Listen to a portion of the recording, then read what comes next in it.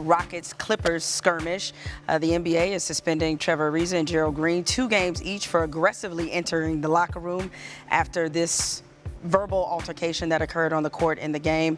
There will be no penalties for Chris Paul and James Harden, who also were part of the post-game melee, as this was first reported by our own Adrian Wojnarowski. Now, very interesting to note that Saturday is an ABC game between the Rockets and Warriors. No conspiracy, Wage, but that sounds like a conspiracy theory. Woj is kind enough to jump on the phone with us as he heads to NBA Countdown, which follows us here on SportsCenter. So, Woj, as Jamel mentioned, no discipline for CP3 and James Harden and Blake Griffin. What went into this disciplinary process? I understand you just talked to Kiki Vandeweghe not long ago.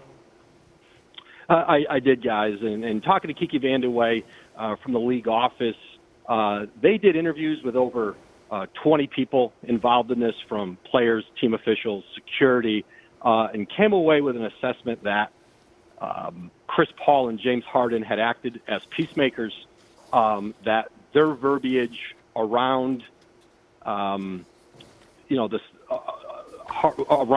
Ariza and Green going into the locker room was about trying to slow them down, get those two out. But the 2-game suspension for Green and Ariza was centered around them aggressively entering the Clipper locker room, looking for a verbal, at the very least, a verbal altercation with Austin Rivers, and essentially the league decided it is, as Vandeweghe said, it's unacceptable. It's a potentially dangerous situation to have a player go right from the court into another team's locker room.